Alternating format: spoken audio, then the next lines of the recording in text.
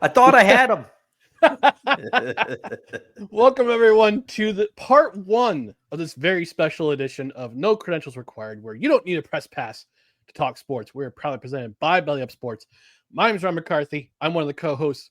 To my right is a man who is still looking for his first pair of Air Jordan 1s, Dustin Henry. Dustin, how are you doing today?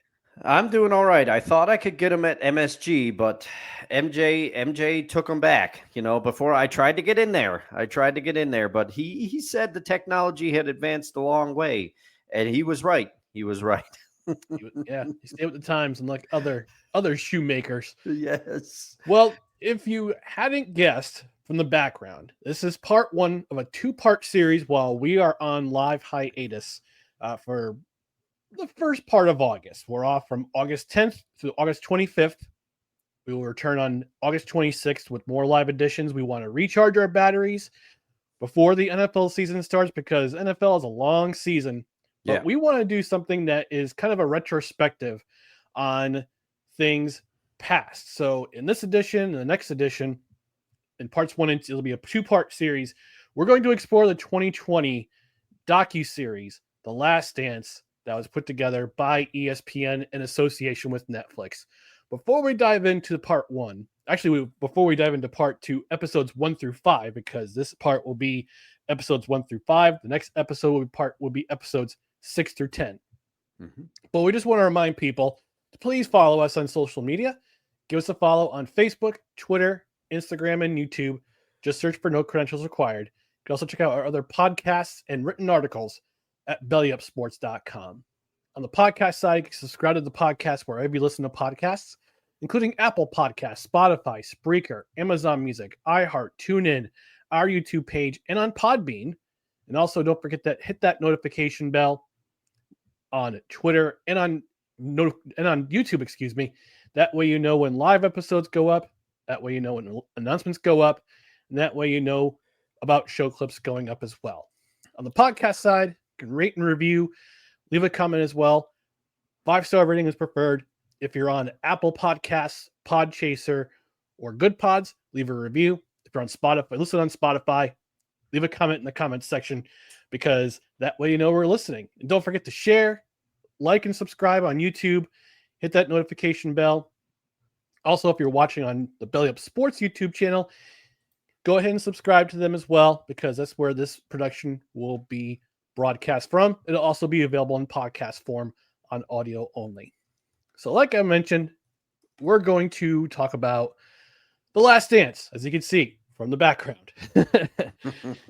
But before we get into episode 1, we want to do a little bit of a preamble about The Last Dance and what I'm actually going to do. So, what we're going to do is do a little preamble. And we're going to talk about this series. So I'm going to have Dustin lead off and give you his preamble about The Last Dance. So go ahead, my friend. All right. And before I jump in, I just have to say that every time I hear Podbean, I feel like saying fresh brewed audio for your ears. Podbean, if you're listening, you can use that one. You might just have to pay me a little cheddar. But we are here to discuss The Last Dance. And I just want to say this documentary, I was worried. When I first, the first thing I have in my notes, because it was a question I had for myself and for you, Ryan. And I think we're both going to reveal whether this influenced us one way or the other. But this doc was a very special thing when it came out at the time. Okay. We all know what happened in 2020. I'm not going to dive into it here. It's not the place for it, but we do, I think, have to keep in mind the climate. This documentary for myself and a lot of people was something to look forward to when there wasn't a lot else to look forward to during a time. So I was wondering if that was going to paint my perception of this doc and if it was going to be one of those things that was kind of a memory of that time. And I think the reason that, I'm going to kind of reveal it a little bit here. The reason I think that it holds up is because it's a time machine. It's a time machine not only because of when it came out, but it's also a time machine because they have that footage from the 1997-98 season, and they have Jordan and other players and interviewees reflecting at the current time, which was 2020. And then they have all the archival footage.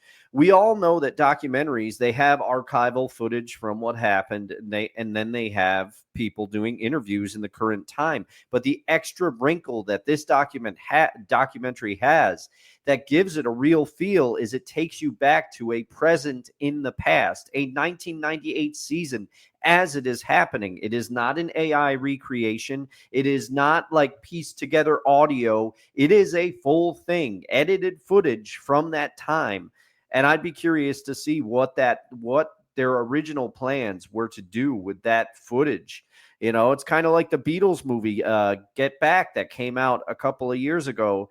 They had all that footage and it was just waiting to be used. I wonder if I wonder what the original intent for this 1997-98 season documentary footage for the Bulls was supposed to be used for. But to me, that's what takes this documentary and separates it from others, is that present that is in the past. Yeah. Yeah. And they're talking about it 20 years later, because just from some facts about this documentary, it was recorded in 2018. And the first trailer was released on Christmas Day 2018. Oh, I forgot about that. The release date was supposed to be June 2020, which was after the NBA season ended. But because of the times being what they were, as you mentioned, Dustin, and everything, basically the entire world stopping. No live sports, no sports scores. Sports Center was just basically, well, here we are. It's day X of the world shutting down. Yeah. ESPN, and they did their due diligence. I guess basically what they rushed they were making so many changes to this production. They released the final trailer on March 30th of 2020, and they moved their premiere from June 2020 to April 19th, 2020. And this is what they said when they released a statement to that. This is the quote. As society navigates this time without live sports, viewers are still looking to the sports world to escape and enjoy collective experience. We've heard the calls from fans asking us to move up the release date for the series, and we're happy to announce that we've been able to accelerate the production schedule just to do just that. This project celebrates one of the greatest players in dynasties ever. We hope it can serve as a unifying entertainment experience to fill the role that sports often play in our lives, telling a story that will captivate everyone, not just sports fans. Close quote. And this miniseries, it was released weekly. I remember this distinctly. What they did was that they released it 2 episodes at a time. So they released it. The first 2 episodes came out April 19th, 2020. And then the last 2 episodes 9 and 10, were released on May 17th, 2020. So for 5 weeks, this series went on 2 episodes each. So you had one, I remember correctly, episode 1 aired. The first episode would air at 8 p.m. The second episode would air at 9 p.m. And there were actually 2 versions. There was one version where it was uncensored, which is on Netflix and on ESPN. Yep. And then there was another version that was censored. So the cuss is taken out. At least it would be on ESPN2 and ABC. So ESPN, to their credit, we give them a lot of flack on this particular program. Some of it's justifiable, some of it's a little unfair. But in this circumstance, with the way the world was back in April 2020, they had to release it early. And I'm very thankful that they did, because it kept a lot of us sports fans sane, I guess you could say, as the world stopped. Oh, yeah. I remember distinctly talking to a friend of the show and local cred head, our buddy Scott. He was like, this is much watch TV. This is what I look forward to all day. And we were talking about how much we were enjoying this. Yeah. And man, what a time and what a memory there. Yeah. I remember a friend of the show he may have been in this show, but I wasn't sure if he was around for the weekend. CERN. He used to be a frequent Dolphins writer on Belly Up Sports, but he did basically an entire series, like a live blog about this particular series.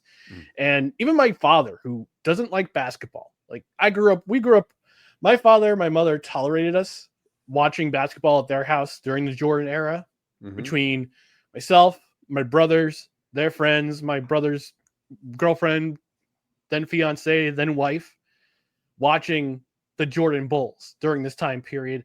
Even my dad watched, and my mom watched The Last Dance, and they both enjoyed it very much, especially my dad. So, because he also followed the 76, the 1970s Knicks as well, so he remembers Phil Jackson. Oh yeah.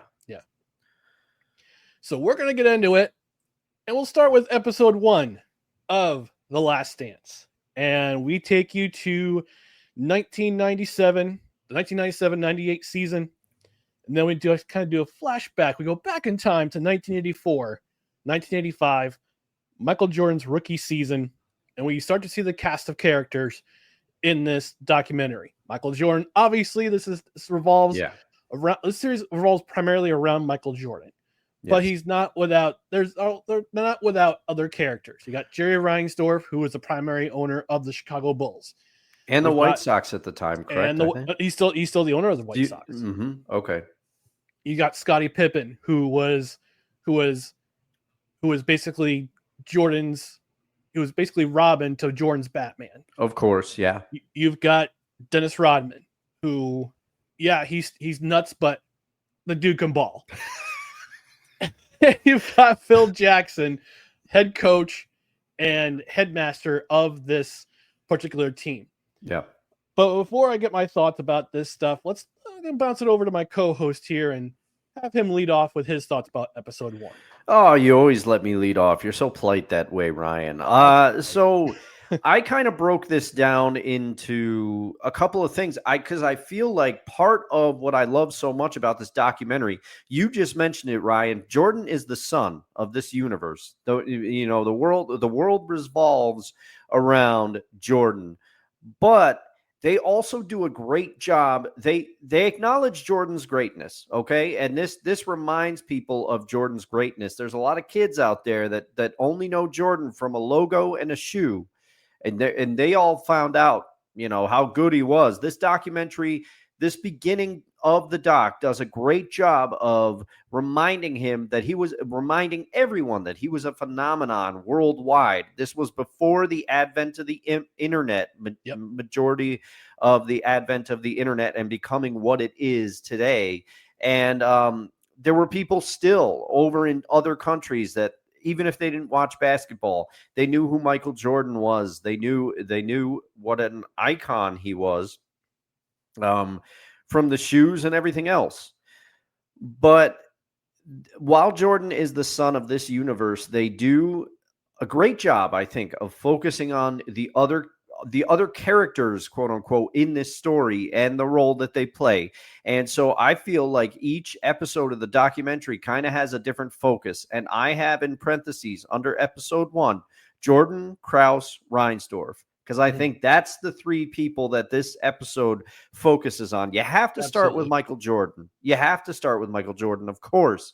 But you have to acknowledge Jerry Krause's role in putting this team together. And also Jerry Reinsdorf having the courage, I mean, to use an overused term, to hire Krause when he says straight up in there were other people that told him, don't touch the guy, don't deal with the guy. And Jerry Reinsdorf said that he believed in Jerry Krause and thought that Jerry Krause could put together a good team. And guess what? He did. But the episode does a great job of setting up the friction between Krause and the team and Jordan. And, I thought it was worth noting that Coach Smith, Jordan's coach at Carolina, improved him to go pro. And right off the bat, you just realized that Jordan was different. The league was coming out of a positive era for it because of Bird and Magic. Bird and Magic, that story's been told 1,000 times. They revitalized the NBA. There's no denying. But drugs were still a problem in the NBA.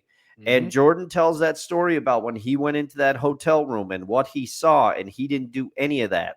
And he doesn't drink or anything. He does now because he's drinking and smoking a cigar like a boss throughout this whole thing. Right? The Churchills. Yeah. But,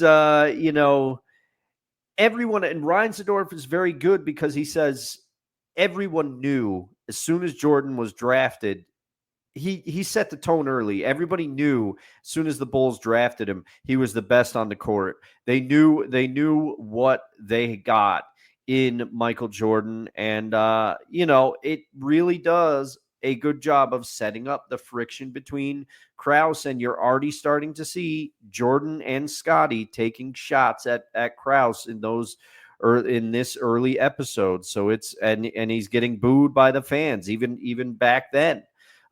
So this episode does a great job foreshadowing. And with that, I'm going to send it over to you, Ryan.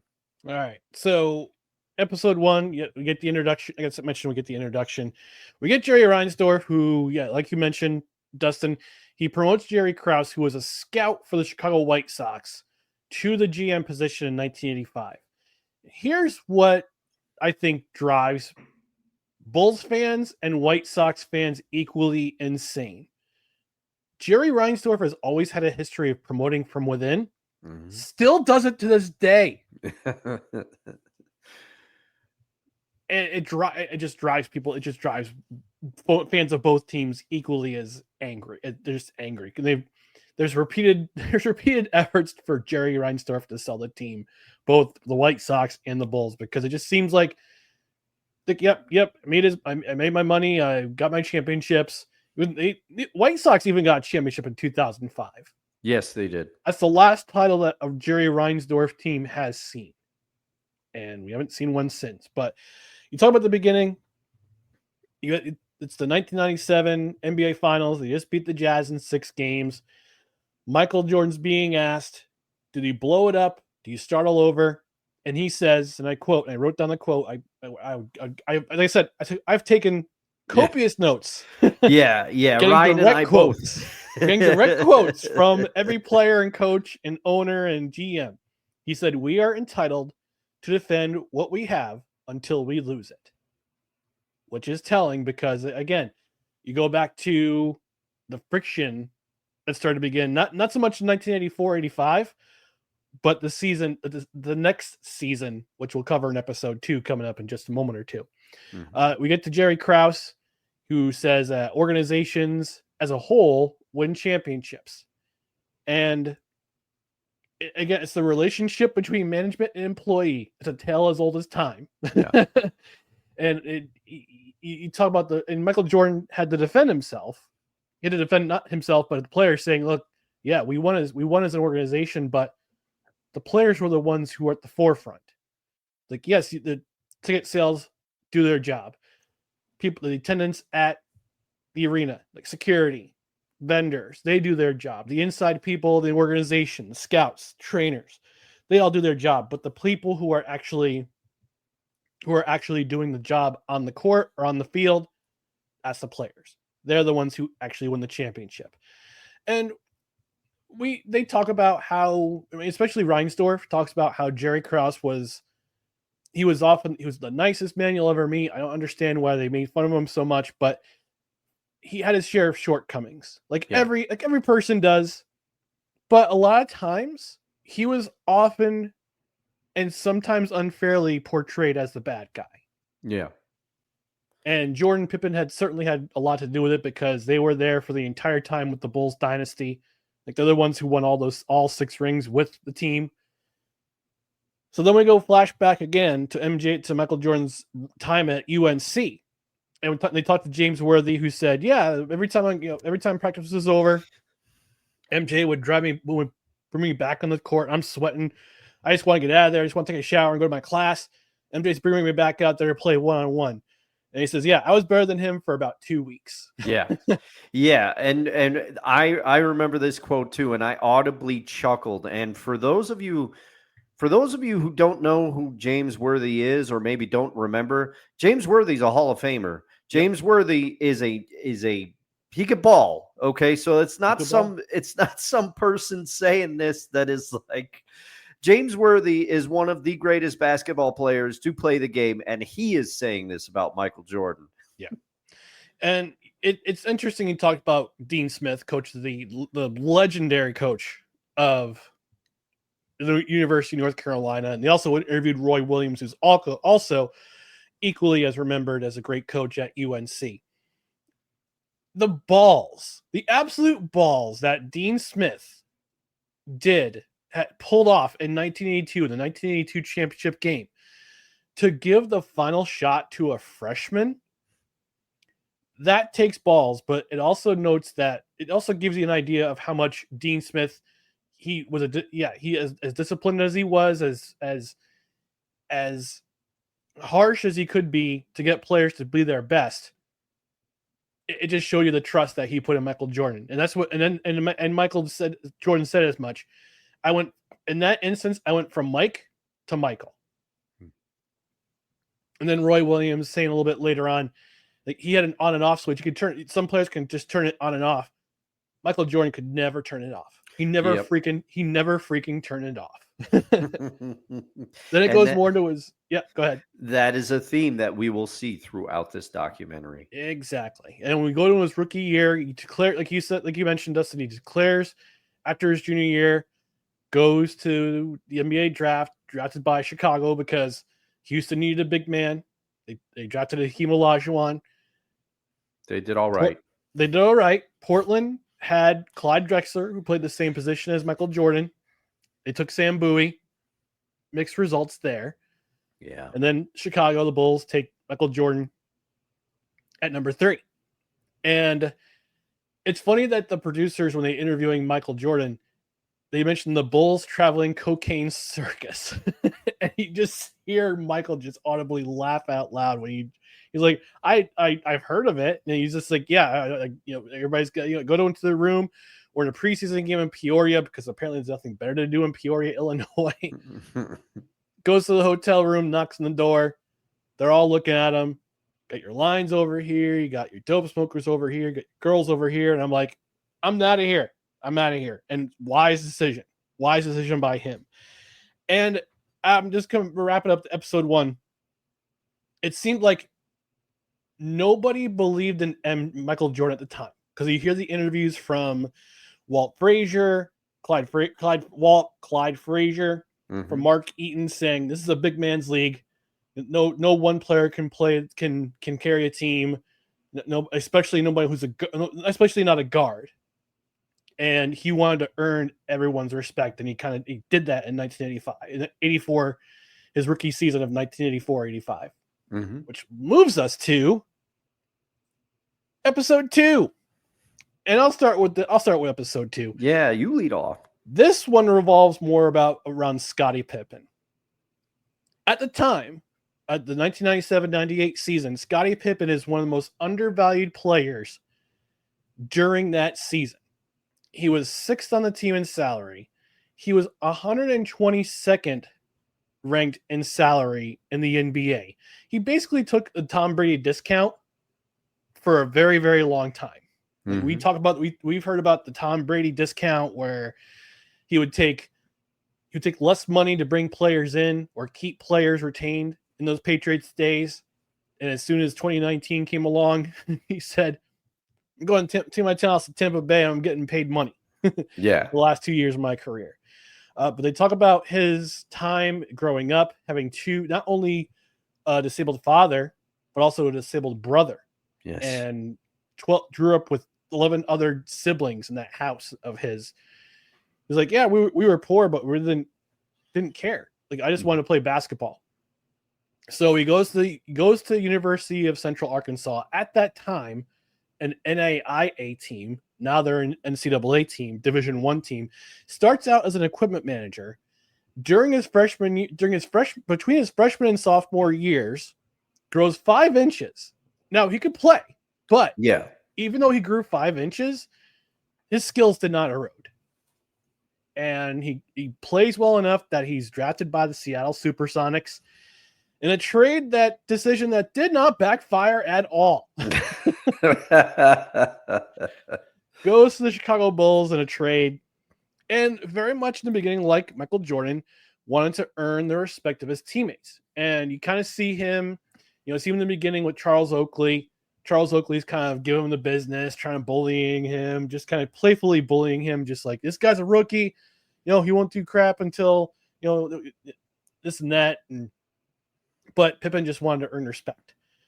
And when it came to his negotiation for his second contract in the NBA, his contract was lousy. Yeah. And Reinsdorf was begging him, don't take this deal. Negotiate for more money. But he wanted to take care of his family. So he kind of pinned himself in, put himself in a corner when it came to his contract because he wanted to take care of his family. And he heard his mom say, I bought my parents a new house, made sure that my brother got the care he got, the care that he got, made sure my dad got the care he got. And what is interesting is that Reinsdorf was like, I don't renegotiate. I don't renegotiate. And what's interesting is that I recently watched the Netflix special about the American Gladiators. Yeah. And that Samuel Golden back in the day said, I don't negotiate. He took his dad's position and said, I don't renegotiate contracts. And it's no wonder that any of his players, they've never earned a long-term giant contract. If you're a Chicago Bull, if you're a Chicago White Sox player, like, nobody's had a giant contract.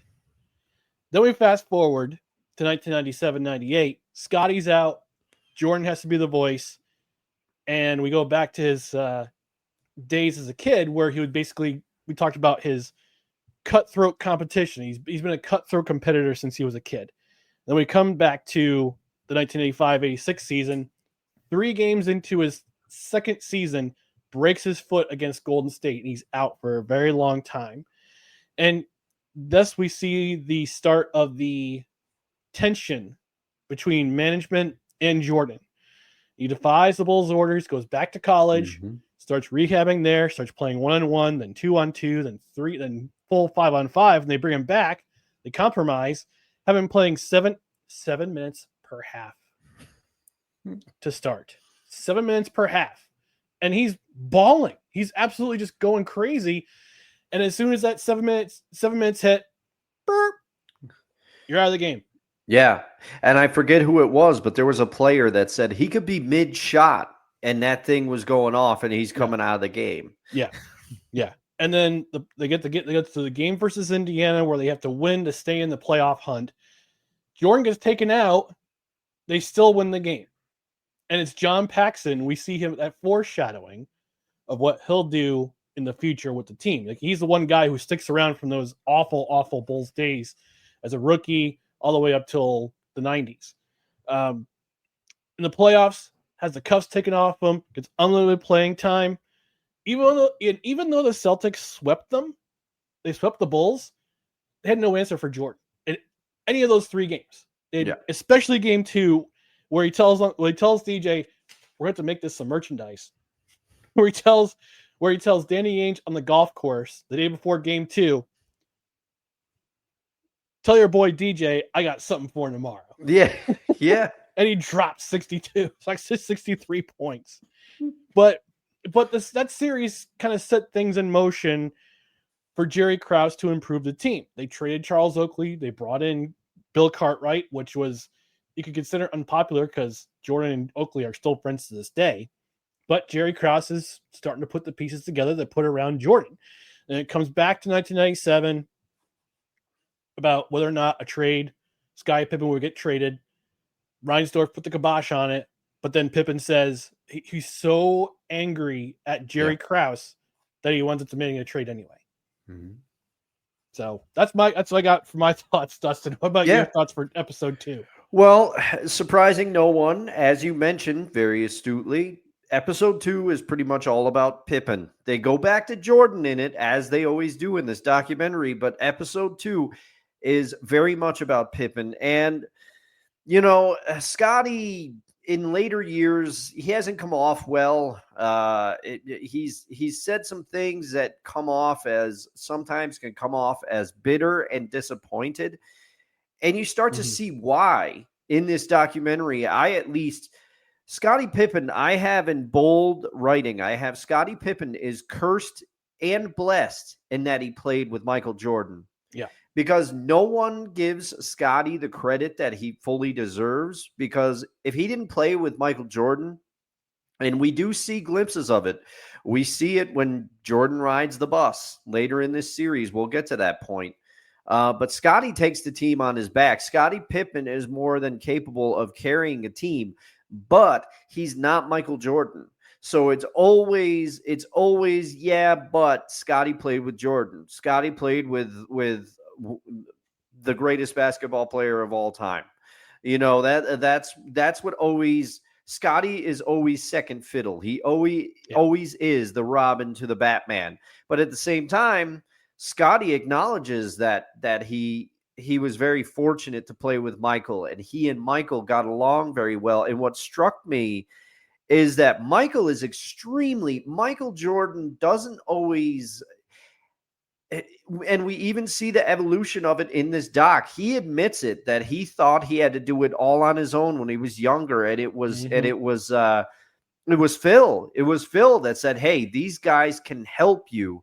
But he didn't trust them. But it seemed like Scottie was the one he trusted before he trusted everybody else, because he says he's very complimentary of Scottie in this episode, extremely complimentary of Scottie. And he said, it was a blessing for me to play alongside Scottie Pippen. And I do have the bit.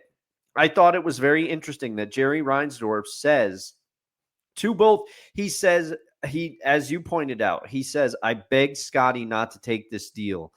And he also says, frankly, I thought Michael's deal was too long term. I thought he shouldn't have taken the deal that he took. But then he does say, I refuse to renegotiate. I will be upfront with my players about if I think they're taking a deal that is not beneficiary to them. But if they don't listen, he said, I don't want you to come back and complain. Pretty much is what he said. Yeah. But I thought it was interesting for an owner, and obviously this is a documentary. Obviously, hindsight's 2020. Did Jerry Reinsdorf really say that? We have no idea, but according to him, he did. And I thought that was interesting. And he said, and then it goes back to Michael for a while. You mentioned all the stuff about Scottie's family and the pressures that he felt at a young age to have to take care of his family. And I think it says a lot about Scottie Pippen. And you have that shot of his mother with his framed jersey. And she said, I know he loves me and I love him. And, I thought that was just a touching moment. But Michael credits his brother, Larry, for shaping his competitiveness, that maniacal Jordan drive that we're going to get into over the course of this whole documentary, different examples. And you mentioned the time with Danny Ainge on the golf course. We're going to see a similar quote from Magic in about episode 4 or 5, I think. And but yeah, the time limit that Jordan had to go under, and I just couldn't believe that he's playing 5-on-5 and rehabilitating. And the thing where he says the Bulls knew something was up, because when I got back, he goes, my calf was stronger on my injured leg than my non-injured leg. And and he goes, and the Bulls knew something was up. And you hit on it. Jerry Krause starting to put the pieces together around Jordan. And one of those key pieces is in 86. Krause revamped the team, adding Horace Grant. That was one of the key additions there. So you and I hitting on a lot of the same things, but this episode was Scottie Pippen driven, episode 2 here. And this is why I think this doc is doing such a great job. Again, they go back to the sun. They go back to the sun repeatedly, but they keep bringing in the other planets involved. All right. So that leads into episode 3. For this episode, yes, Jordan is the sun, but the other planets are revolving around him. And this one focuses primarily on Dennis Rodman. And Yes. I'm going to let my co-host cook first on this episode. All right. Well, the thing is, Rodman, like you said, and I think he would enjoy that quote. He would say, he would probably put that on a poster. He's nuts, but he can ball. Ryan McCarthy. But Rodman, right at the beginning of the episode, he's talking about his importance to the team. And he says, I'm the one that goes out there. I'm the one, I can do the dirty work. I want to go out there. I want to get scratched. I want to get clawed. And he breaks down, which I've seen this in other documentaries too, whether it be the Bad Boys, the 30 for 30 about the Detroit Pistons. Rodman breaking down how he knows where the ball is going to come off in a rebound. That's something I could listen to all day. That is to see him break that down. I never get tired of it. It is amazing. Mm-hmm. It is a level. Dennis Rodman, you can say a lot of things about Dennis Rodman, but Dennis Rodman, when he is locked in to play, he is a key cog of this Bulls team. And the thing I have is Dennis talks about his own importance to the team. I don't think he is wrong. Jordan also talks about the team turning it around when Dennis was straightened out. In that 98 season, they started scuffling. That 97-98 season, by their standards, they lost 7 games, and they didn't lose their 7th game until like I think their 52nd game the season before. So they came out and they were stumbling. And Michael Jordan says, the king of kings here, he said, we started to turn it around once Dennis was straightened out. And once they talk about a pivotal scene where I forget who it is. They said that Dennis was very good, but he just wasn't always locked in to play well. He didn't always want to play, and it shows Dennis Rodman drinking a beer and kind of nonchalantly walking down a hallway in the arena. But Jordan says Dennis didn't apologize to me, but he came to a hotel. He came to my hotel room and said, "Do you have an extra cigar?" And he says that was Dennis's way of apologizing to me. And once he did that, he said Dennis knew he effed up. And he said once he did that, he was straight as an arrow. And he says he credits Dennis Rodman, which is huge. He says Dennis is the reason we turned it around. Yeah. This episode chronicles Dennis's rise in Detroit.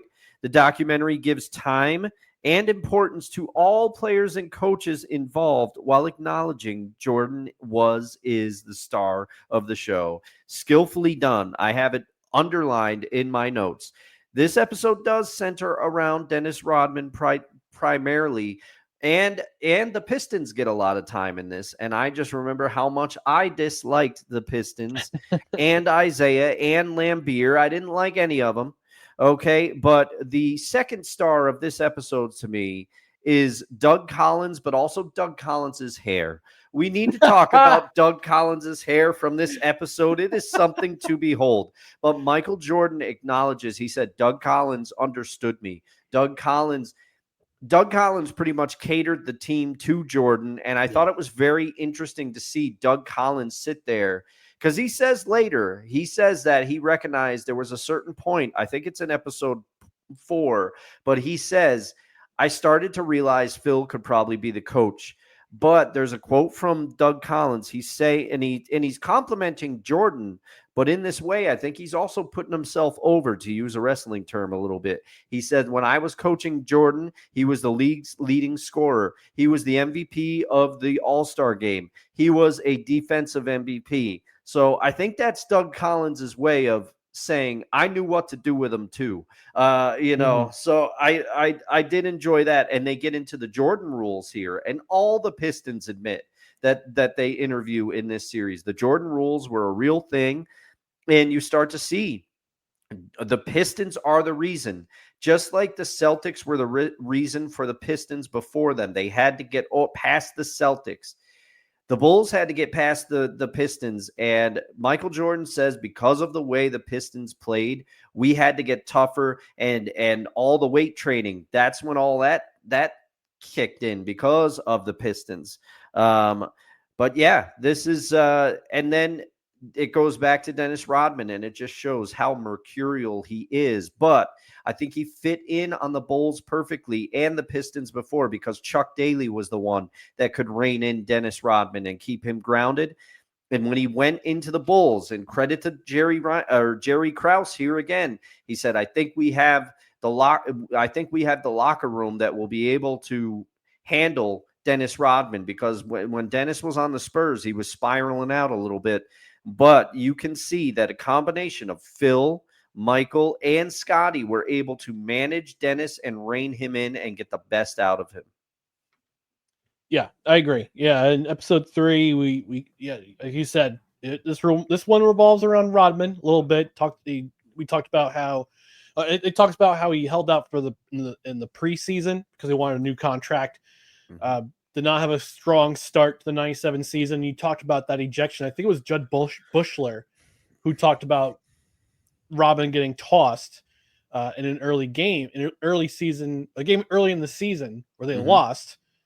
But then he locked in after you mentioned that Dennis came to Michael Jordan's room and asked for a cigar because he knew he knew he had to lock in and be a better teammate. And after that, Rodman locked in and became the guy who Jordan relied on when Pippen was out, because remember, Pippen was beginning his season on the injured list. He was out for the first 2 to 3 months of the season. So we go to his days in Detroit, actually his days at Southeastern Oklahoma University, the Savages, and talks about his childhood, how he was kicked out at 18, was sleeping in friends' backyards, friends' porches, and decided to go to school. And he has a 30 for 30 of his own life, his own 30 for 30. But in this one, he was just talking about his time with the Bulls and with the Pistons. Pistons drafted him in the second round in 1987, I want to say. If I remember correctly. I believe so. But Rodman crafted his game to be an annoyance. If you're a hockey fan, think Brad Marchand, think Theo Fleury, like that type of player. He wanted to be annoying. He wanted to annoy you. He wanted to play so physically. You want to take you out of your game physically and psychologically. That's what the Pistons did back in those days with Mahorn and with Lambier. Like, he was part of those guys, but Rodman was the reason why he was called the Worm. Yeah. For such a long time. And a little real-time research, he was drafted in 1986. That was close. 1986. Very close. Mm-hmm. But I wasn't sure if it was him or if it was John Sally who said, if you come to it was that sociology professor who said, if you come to Detroit, you are gonna get in a fight. Mm-hmm. And Rodman was the guy Lambier, Mahorn, Sally to an extent. Yes. All those guys. So we come up to the 86, 87 season. Doug Collins is named head coach. And Collins does, to his credit, he unlocks a lot of Michael Jordan's abilities. And we see it very early on. Now, I just want to preface this in that every year that Michael Jordan was a member of the Bulls never missed the playoffs. That's going back to his rookie year. They were taken out in 4 in the opening round against the Bucks, swept by the Celtics in 86 and 87. In 88, they beat the Cavaliers in 5, lost to the Pistons in 5 the next round. Then we come up to 1989 in that famous series against the Cleveland Cavaliers. And we see the shot. That was the beginning of Jordan's ascension.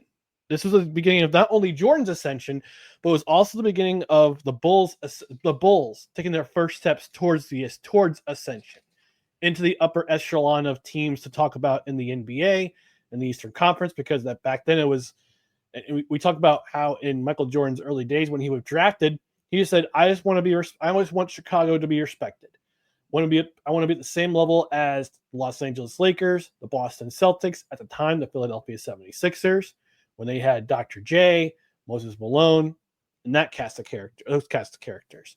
So '89, they get past the Cavaliers, and that famous shot. They beat the Knicks in 6, and then come up to the Pistons, and that's when you see the Jordan rules being established, because the Bulls had actually taken, they tied the series at 2 apiece. And then games 5 and 6, that's when the Jordan rules went into effect, because not only was it a physical beating, but it was a psychological beating too. And then we come up to Rodman, his breakdown in Detroit, his you could say awakening in San Antonio, and then he wears out his welcome in San Antonio, becomes a free agent, and they decide to try to bring in Dennis Rodman, and nobody wanted anything to do with him until Phil Jackson met with him, and they just they took a walk. Phil Jackson made Dennis address him as, made him take off his hat, take off his sunglasses, address him as politely as he could. And then they talk about Pippen. They talked to Pippen at their first practice together after he signed, and he said, "Like a hand in the glove." And by the way, Scottie Pippen sounds like Tony Atlas, but with a bass voice. We tried to do Scottie Pippen impersonations in the green room. We can't get down there. We can't. Our voices aren't deep enough. We're tenors in there, and Mr. Pippen is definitely a bass. Yeah. So then we fast forward to 98, January 98, December 97, January 98. Jordan keeps getting asked. Phil Jackson, he keeps getting asked. Every player keeps getting asked about whether or not this is their final season together. Jordan keeps giving the same answer. I ain't going to tell you. Then we're introduced to the Sniff brothers. Michael Jordan's security detail. And you see, it's just a funny, it's a funny little aside, talking about how Michael Jordan has his own security detail, and they keep him in check and make sure he's okay. Gets back and forth. Then we come to the end of the episode. Scottie Pippen returns, and Rodman starts to spiral because he's not the number 2 anymore. He's not the guy. He's not the glue guy that keeps everybody in check. Pippen's back. Rodman says, "I need some time off. I need a vacation." And you hear Michael Jordan in the interview saying, "Anyone who needs an effing vacation, it's me." Yeah. And he also says, "You let this guy go for days in Vegas, he ain't coming back." Which is exactly what he did. Yeah. Phil Jackson gave him 48 hours to go to Vegas, and MJ says, "Yeah." As soon as Phil said yes, he was on the plane from the first plane to Vegas, and that's where he was. And that's where we come to the end of episode 3. But we're gonna take a quick commercial break. When we come back, we're gonna discuss episode 4 and episode 5 of The Last Dance. So stay tuned, stand by for more No Credentials Required.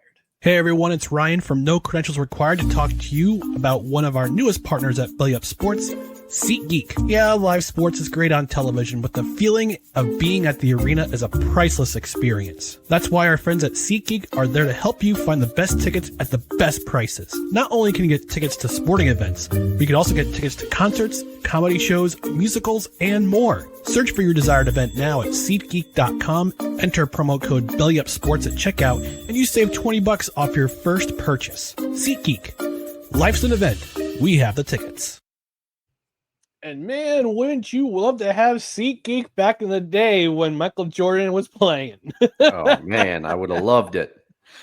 I would have loved it too, but back then the internet was very, very young, and we did not have a great website and a great affiliate sponsor like SeatGeek, because on SeatGeek you can look at their pricing tool to find the best tickets at the most affordable prices, like that handsomely voiced man said in the advertisement.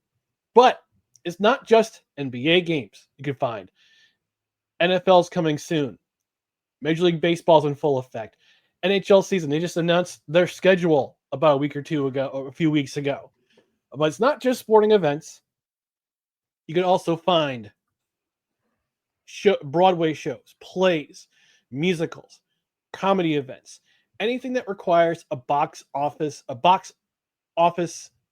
ticket. You go to SeatGeek.com. Again, you use their pricing tool, gives you the most affordable, gets the best tickets at the most affordable prices. But here's what you can do to save more money. You can use that promo code, which is on the screen, Belly Up Sports at checkout, and you get $20 off your first order of $50 or more. So you get multiple tickets, cost you $50 or more. Use that promo code Belly Up Sports at checkout. You get $20 off your order of $50 or more. So you can go buy yourself another ticket or get yourself a nice, get yourself a big beer at the at the event you're going to. So SeatGeek.com, promo code Belly Up Sports at checkout. You get $20 off your first order of $50 or more. All right, let's talk about episode 4 of The Last Dance. And it starts off with Dennis Rodman going MIA. And you see the ticker at the beginning of the script on the graphic where it says Dennis Rodman is gone for 48 hours with permission for 48 hours. Then it keeps going and it keeps going and it keps going with it, and it says, and eventually it says without permission. And there's footage of him taking kamikaze shots with his friends, dancing with girls. At the time, he was dating Carmen Electra. Yeah.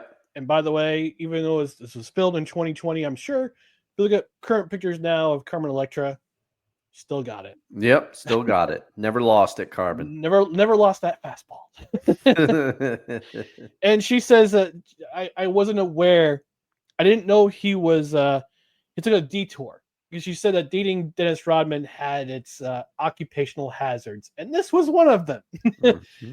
And the fact that Michael Jordan had to go to Vegas and get him was telling, because he was the guy who was, again, before Pippen came back from his injury, Rodman was the number 2.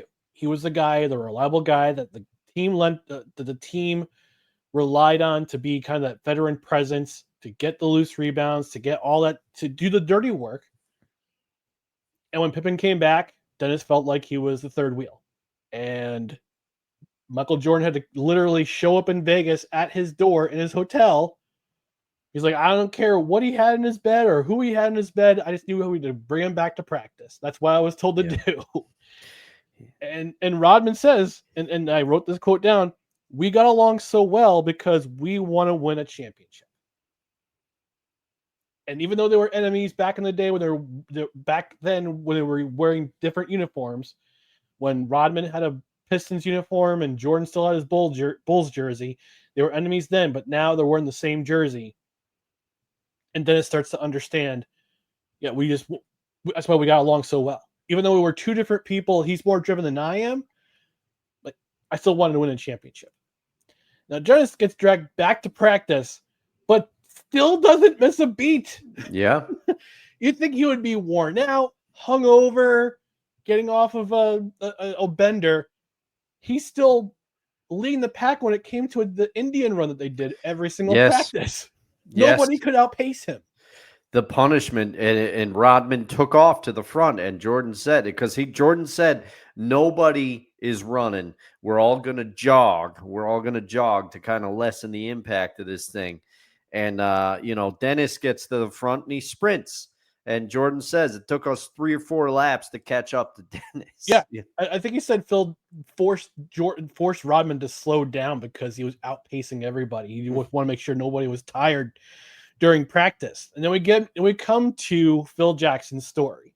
Before we get to his story about his playing days, his parents, his childhood, I wanted to make the point, and so did everybody else, that Phil understood boundaries. Phil Jackson understands boundaries.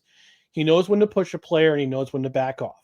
Yeah. And it just talks about how he and Dennis Rodman had this relationship together, that the relationship as a coach and a player, how they were both very big enthusiasts of Native American culture, and that very similar to Phil Jackson, Dennis Rodman was very much a backwards walker. Like, he was the guy who was kind of the oddball, kind of the misfit, but he was still part of the tribe. And then the players talk about how Phil brought in not only Native American, but also Zen Buddhism philosophies to get everyone to play as a unit. Then we dive into Phil Jackson, life playing basketball, first at the University of North Dakota, then with the New York Knicks, going to 3 NBA championships, winning 2 titles. Then his time in Puerto Rico as a coach, being up to the CBA with the Albany Patroons, where he won a championship with the Patroons. Shout out. Shout out to Albany. Shout out to the Albany Patroons. Then he goes to the Bulls, but hired as an assistant coach that eventually becomes the Bulls head coach. And he's introduced by Tex Winter to the triangle offense.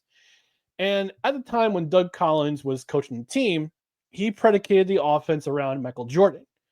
But with Jackson being hired as the head coach, who would be basically the head coach in waiting, and like you alluded to in episode 3, Doug Collins had this sense of, yeah, Phil Jackson's going to eventually take over for me. And he did. 1989, he was let go. 1988, he was let go. 88, 89, Jackson's made the head coach, and he wanted to implement the triangle system, not to punish Michael Jordan. He had to make Michael Jordan understand this system's not implemented to punish you. This system is implemented to take the pressure off of you, because all the guys, every defensive player, every guy who doesn't have the ball on the other team, they're all focused on you. And I want to take the pressure off of you. And I want the team to I want you to trust your teammates. And like BJ Armstrong would say, if Phil Jackson allowed everyone to take as long as they could to adjust to the triangle system. And it worked. And it got them all the way to the, we talked about the shot in 89, which led them to the Eastern Conference semifinal. They beat the Knicks in 6. Now they come up to the Pistons, tied up at 3 apiece. Then we have the migraine game. Yeah. Poor Scottie. And he's basically immobilized. Like, yeah. if you've had a migraine, you know this feeling. I've certainly, I've felt nauseous, and I felt like I didn't want to move, and it's awful. Migraines are awful. But Michael, at the end of that series, he mentions, I hung out with my dad, and I cried for a long time. I cried for a long time after the game, and I just got tired of taking punishment. And he incorporates weight training as part of his off-season workouts, and he's pushing his teammates to do the same thing. And then we come up to Pippen, who, after that migraine game, we realized that his talent is still kind of raw, and his ability is kind of raw, and Michael Jordan drove him to be excellent. And then goes fast forward to the 91 Eastern Conference Final, where the mental and physical game got put in reverse. From the Pistons, the last 3 seasons, they had taken that punishment from the Pistons, and they put it on them, and they absolutely slapped them in a sweep. And Isaiah Thomas talks about the walk-off. Michael Jordan, of course, is very dismissive of it. Oh, yeah. And then we go into the NBA Finals. They meet Magic Johnson and the Lakers. They lose game 1 in a very close game. Michael Jordan puts on a click in game 2. They switch up, and they put Pippen on Magic, and he's absolutely shut down. Bulls win by 8 in game 3, win by 15 in game 4. Game 5, it's a fight to stay alive for the Lakers. But then we see Michael Jordan's finally putting trust in his teammates. And we see John Paxson go off in the 4th quarter, where he says, everybody's going to focus on me. And I'm just seeing Paxson open, and he's nailing shot after shot after shot after shot. And that's their first title. And then we follow all the way up to 1998. And Jerry Krause is still stirring the pot. I'm going to trade Pippen. I'm going to trade Pippen. Actually, no, he says, basically this is Phil's last season. I'm standing by my word, and we're going to blow it up after this season. And you hear Hubie Brown, who is with TNT at that time, and I wrote down this exact quote. And I'm sorry I'm taking up all the time here. No. But he says, and I quote, he says, "It's very cold, it's sad, and really think about this performance and loyalty really think about the performance and loyalty by the coaches and players are just being thrown out the window." And they have a 23-point lead in Utah midway through the 2nd quarter. They have a 23-point lead, and they blow it. And they get swept by the Jazz in the regular season, and what would eventually be an NBA Finals rematch. And that's what I have written down for episode 4. Dustin, what are your thoughts about episode 4? Well, episode 4, as you have astutely pointed out again, and you hit on a lot of points. So I'm going to try to hit on some things that you didn't already hit on, but I'll probably fail. But episode 4, I have parentheses Phil. That's what I have for episode 4, because episode 4 is about Phil Jackson. And as you mentioned, it shows the bond between Dennis Rodman and Phil. And it says, I have Phil was able to manage the team and egos. As you said, Phil, very skilled at knowing when to give a player some rope, when to push back on him. He was very observant about the personalities of his players.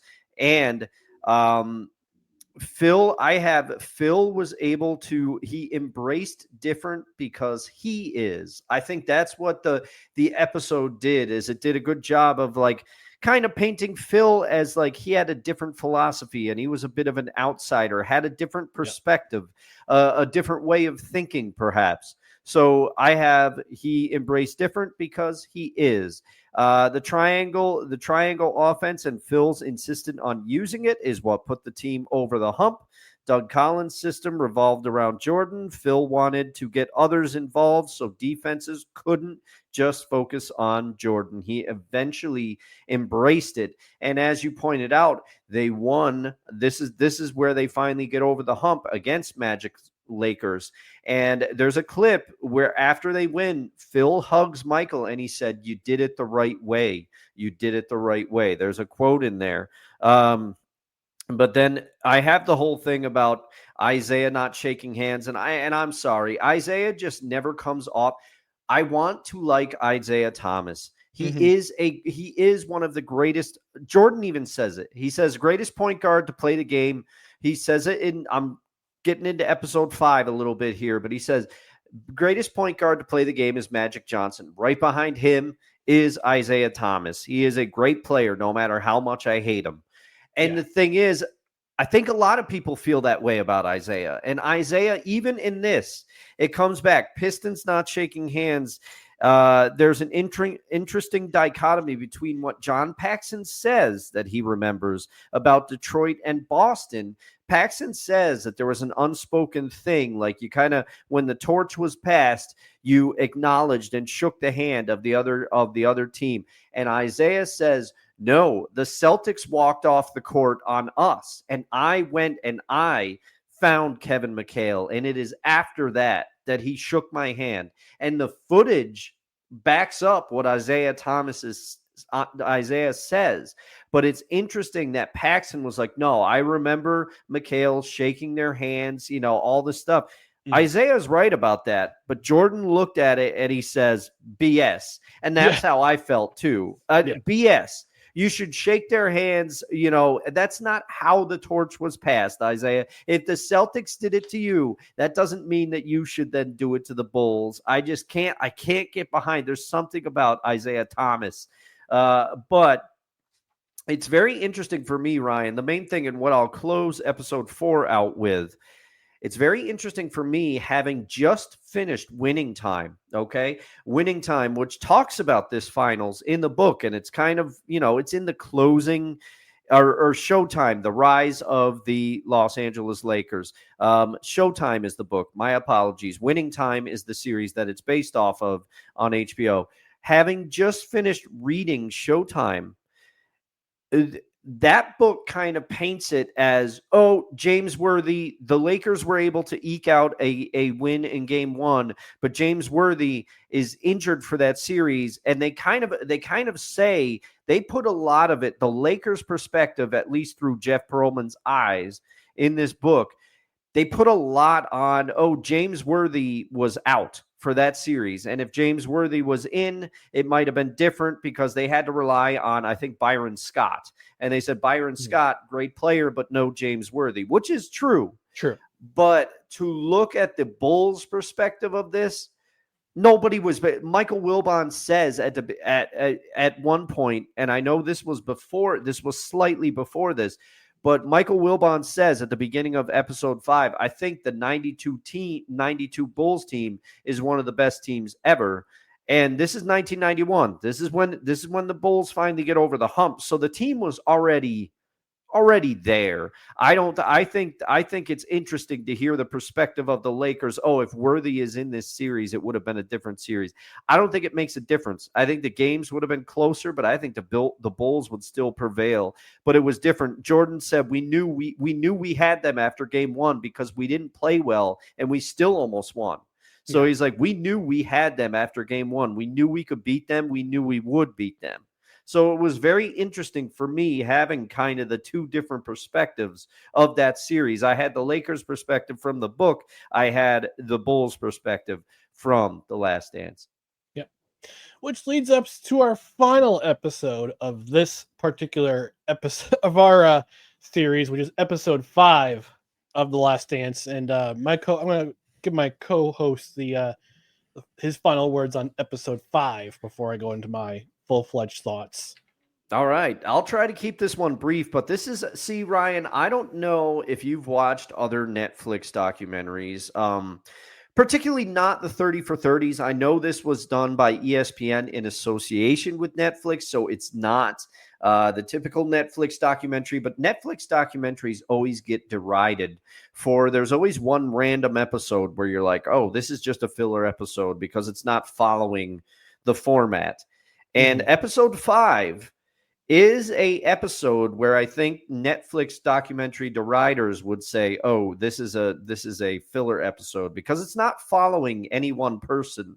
But episode 5 might be one of my favorite episodes of this entire series. And it's because it focuses on Jordan, Shoes, and the Dream Team. That's what I have in my parentheses on the episode. But the opening, first of all, crazy to see Kobe Bryant in this. I almost forgot that they got Kobe for this. And it was right before it was, I know you said that it was shot in 2018, but you got to remember when this thing came out, Kobe had just passed away tragically months earlier. I think it was January 2020 he passed away. Yeah, you're right. So it was crazy to see Kobe in this and opening with the 1998 All-Star Game, one of my favorite scenes in this entire series because it also reestablishes what this documentary does so well. In that 1998 All-Star Game, you see Kobe and you hear them talk about Kobe. And he says that little Laker boy is going to go at everybody. He goes and takes the game. Kobe's 19 years old at that point, but you see a convergence of generations. Magic is the coach of the West. Bird is the coach of the East. Jordan is one of the older holdover players. Reggie Miller is there as well for the East. But then you see footage of Kevin Garnett. You see footage of Kobe Bryant. So to me, there's 3 different generations of the NBA in that one All-Star game, and it's very cool. It's one of the things. And then they talk about Jordan gets the All-Star MVP trophy, of course, and he says that thing to Gary Payton at the end. And Gary Payton says, "We know you'll be in the finals. We hope we see you there." So it's kind of interesting to hear the glove just be like, "Yeah, we know you're coming out of the East. Nobody's beating you in the East." But spoiler, the Sonics do not get there, so Glove has to wait. But so then it goes back into they go into the Jordans a little bit and how that happened, and they do a great job of passing that up because Jordan decides to what could be his final game as a Chicago Bull at MSG, which he says one of his favorite places to play. He goes back to 84. He puts on that for the first Air Jordans. So they use that as a great opportunity to segue into what the movie Air covered, I think, so well.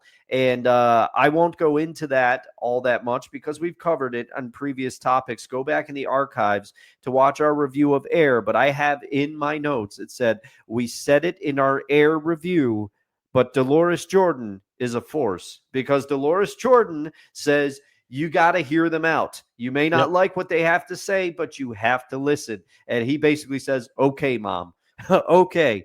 But this is where we start to see Jordan's maniacal drive strike again. And this is what I was referencing.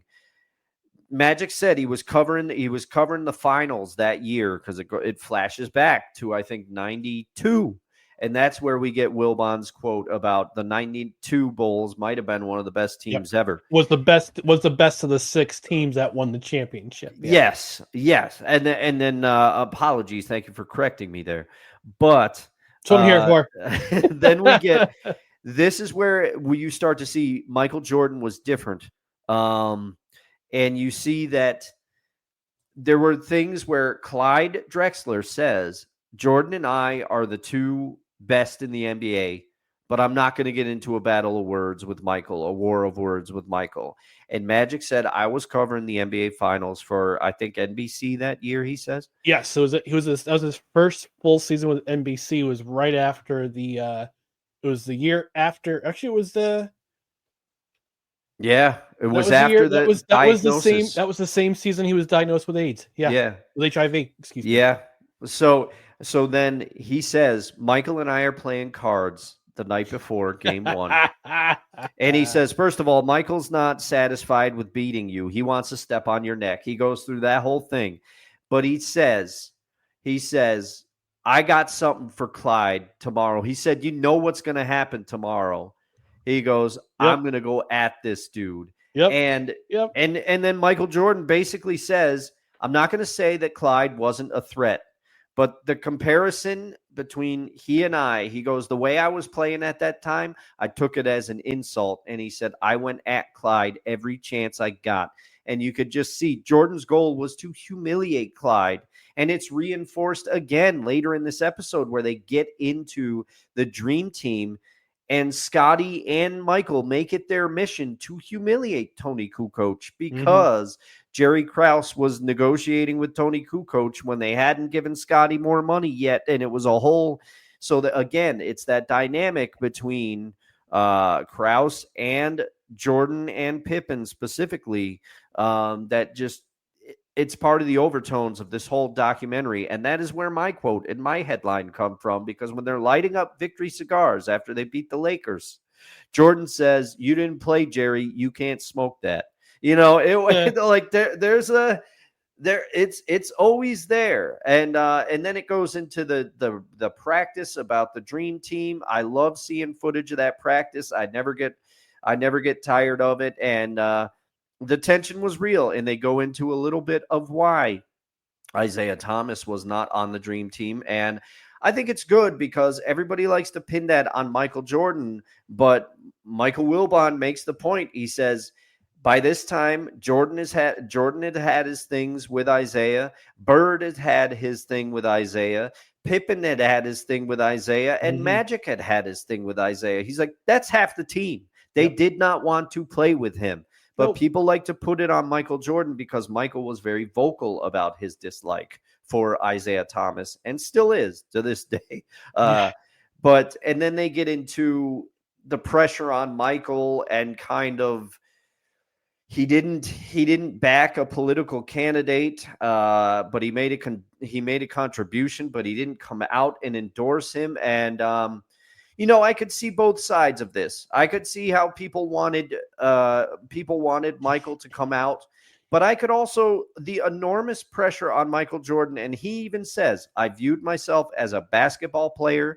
Nothing more at the time. If that was wrong, it might've been wrong, but he said, that's how I viewed myself. I didn't view myself as, somebody who could make change or use my platform. I'm an athlete, not an activist. Yes. And I tried to put myself in those shoes. I don't know how I would act in that situation, but I cannot imagine the pressure. And like I said, I could see both sides.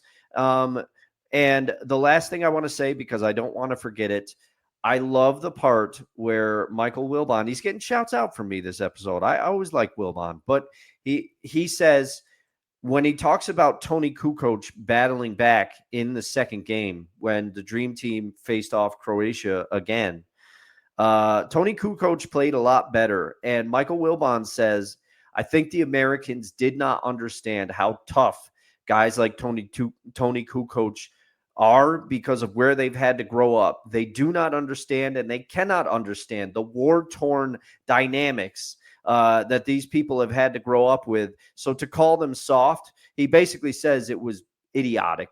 And credit to Tony Kukoc for battling back after that. All right. It's my turn. It is.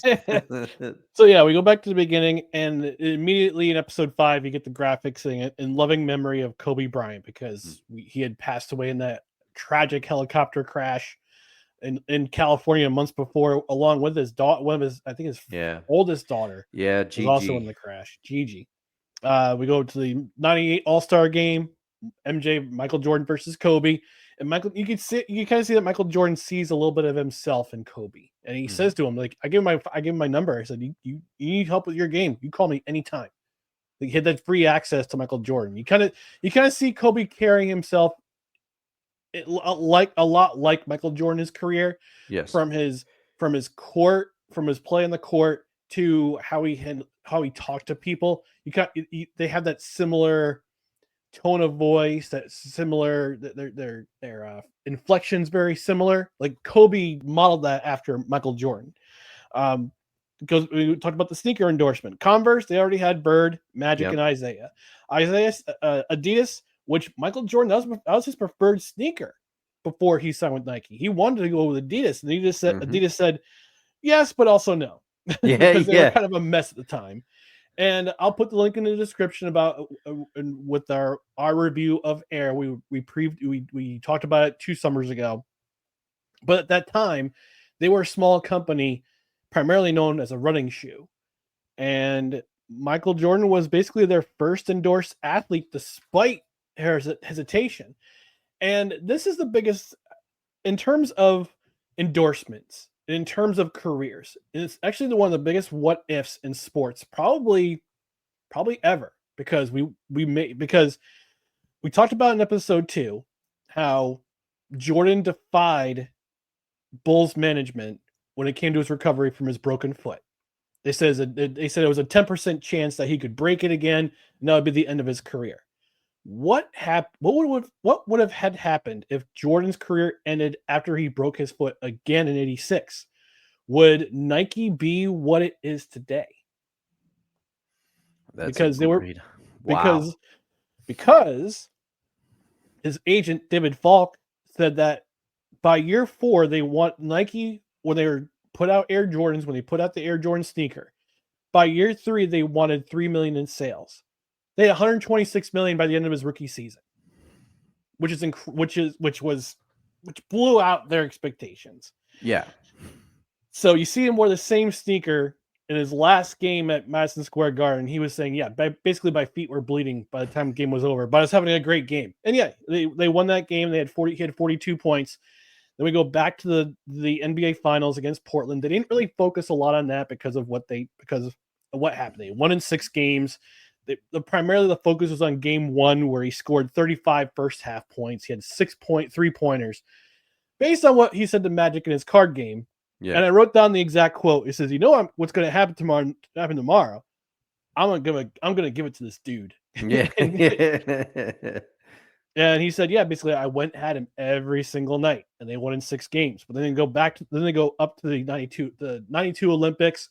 NBA players are allowed to participate because USA Basketball felt that they were humiliated in the 1988 Olympics when they won bronze. They won bronze. They got beat by the USSR. At that point, the USSR was no more. So that matchup kind of got canceled out after that ended. But, you talk about Isaiah Thomas being left off the first dream team. And as you mentioned, it was not just Michael Jordan, but Magic, Bird, Pippen, like those guys hated Isaiah Thomas, and they probably couldn't coexist in the same room or in the same uniform with him in there. And you mentioned the dream team, the practices, the camaraderie, the Team Magic versus Team Michael in Monte Carlo. Magic Johnson's team is up by 8. And Magic says, "Hey, where's MJ? Where's the old MJ? I want to see that. I want to see that guy." And he scores 10 consecutive points, and they're up by 2. And Magic's getting angrier and angrier and angrier. That was one of my favorite parts. He said, I said, hey, you better turn into Air Jordan or we're about to blow you all out. And then Yep. he goes, why'd I say that? Yeah, because everybody it was a tense practice, and they get in the bus, and they're everybody's there's a lot of attention, there's just silence, and then Magic says, I should have never opened my big mouth. And after that, it was supposedly supposed to be Magic's team, but after that practice, it was Jordan's team. Yeah. And then you alluded to Tony Kukoc and Croatia, and how Pippen and Jordan locked him up in their round robin game, and they blew him out of the water. And it's interesting that Kukoc had made more in Europe than he did his first couple seasons as a Chicago Bull in the NBA. He was making millions. I don't know what kind of contract he negotiated or tried to negotiate with Jerry Krause and Jerry Reinsdorf, but you find out that Krause is negotiating with Kukoc's team while Pippen is signing that god-awful contract that he was locked into for so long. And they alluded to it. They said it wasn't so much about that game wasn't so much about making Kukoc look bad more than it did making Jerry Krause look bad, because they wanted to figure out this was a bad decision. Mm-hmm. They did the rematch in the gold medal game, and Kukoc played a lot better. He earned Michael Jordan's respect, which was the biggest takeaway from that.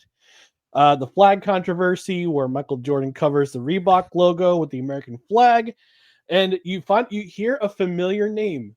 I don't know if you noticed the name that he said when he was getting driven in that bus, where he says Harvey Schiller's a dick. Harvey Schiller was an executive with Turner Sports, with Time Warner during the WCW versus WWF days. Yes, he was the executive that basically cut off WCW from doing a lot of things that they couldn't do. Then WWE took over, and they won the Monday Night Wars. So then it goes into the political thing, and how Michael Jordan didn't endorse a specific candidate, and he said in a very flippant comment, but it holds true, Republicans wear Nikes too. And we talk about Michael Jordan saying, I'm not an athlete. I'm an athlete, not an activist. And we talked to Barack Obama, who always makes everything about himself. That's why I hate Obama. He just takes everything about himself. He's like, well, for a guy like me who's just trying to get his political career going, I didn't really appreciate what he said. He said what he said. Get over it, man. But then the last part of the episode, we come back all the way back to 1998. It talks about the demand for tickets because it's possibly Michael Jordan's last season in the Bulls uniform. He wanted 12 to 20 tickets per game. Other players did too. And you hear the former PR exec for the NBA saying that it was a challenge at Chicago, but it was also a bigger challenge on the road. And he had his final game in Atlanta against the Hawks.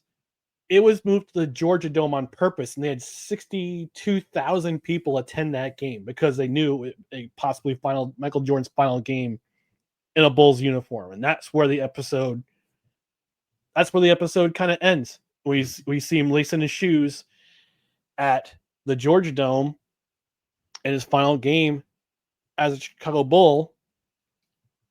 We don't talk about the Wizards years. We could, though. There's no documentary on that, but I'm pretty sure there will be very, very soon. Oh, one other fun fact about The Last Dance. Mm-hmm. Michael Jordan did not want the interviews to be at his home because he wanted his privacy respected. So they had it done at 3 different locations. Okay. And I guess 2 of them were at producers' houses, and in one house I think they rented somewhere. Yeah, it's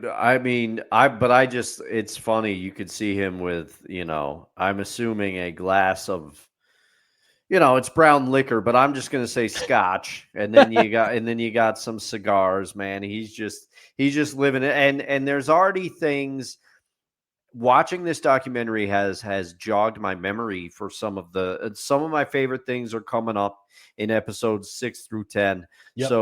So tune in for that. There's going to be some quotable moments, specifically one reaction by Michael Jordan to a Gary Payton quote that he says. We're gonna see that there's so much. I love this documentary, and I'm gonna say it, Ryan. I feel like this documentary reminded me how much I love the NBA back in the day, and Same. Mm-hmm. I'm kind of hoping to find that magic again. The game is different now, but I want to give it another chance next season to really grab me, because this is just reminding me how much I enjoyed it back then. And there's a certain kind of this documentary elevates it to the status. You know how you look back fondly on baseball? There's something different about baseball of a certain time. This documentary is giving me that for the NBA right now. Maybe it's the headspace I'm in, because I just finished the Laker book, and I've thought about rereading the book of basketball. Maybe I'm just in the headspace, but man, this documentary is good. Yeah, I kind of want to reread the Dream Team book by Jack McCollum, who was used to be a columnist, used to be a writer for Sports Illustrated. And he had my second year going to the Outer Banks. I read that book cover to cover, but I had it on an iPad at the time. But I have to find the hardcover for it, or soft cover, and reread that. And yeah, it like you said, Dustin, it does take you back. Part of it's the music, listening to hip hop and rock in the '90s. Beastie Boys, a lot of that, LL Cool J, a lot of those groups, NWA. The music brings you back, but also just the players, the type of style of basketball they played. It doesn't exist anymore in the NBA, and maybe that's I'm not a get off my lawn type of guy. When it comes to the NBA, this documentary definitely makes me long for those days. But things always come back. So old things could be new again very, very soon. We hope, but that's just me. But yeah, NBA, find me a reason to follow, please. Find me a reason to follow the NBA. So, but we're gonna wrap things up for the first episode of our 2-part series of our retrospective about The Last Dance. But before we depart, just a reminder to follow us on social media, on Facebook, Twitter, Instagram, and YouTube. Search for No Credentials Required. Also, check out our other podcasts and written articles at bellyupsports.com. You can also subscribe to the podcast on your preferred platform, including Apple Podcasts, Spotify, Spreaker, Amazon Music, iHeart, TuneIn, Pandora, our YouTube page, and on Podbean. Don't forget to hit that notification bell on Twitter and on YouTube so you're notified about our live shows, about show announcements, and whenever we put up our clips of our show. On the podcast side, again, rate, review, comment, 5-star ratings preferred. Leave us a review on Apple Podcasts, Good Pods, or on Podchaser. And also, if you're on Spotify, leave a comment. If you're also watching this on the Belly Up YouTube page, subscribe to Belly Up Sports on YouTube. And also leave us a comment about your favorite memory of the Michael Jordan Bulls, particularly the first 5 episodes of The Last Dance. But we're going to get out of here. Thanks for joining us on this first part of our No Credentials Required special, where you don't need to press pass to talk sports. We are proudly presented by Belly Up Sports. For Dustin Henry, I'm Ryan McCarthy. Part 2 will be coming up next week. We hope you join us then. Until then, take care. Good night, everybody, or good morning, depending on when you're watching this. Or maybe even good afternoon. Perhaps. Truman Show.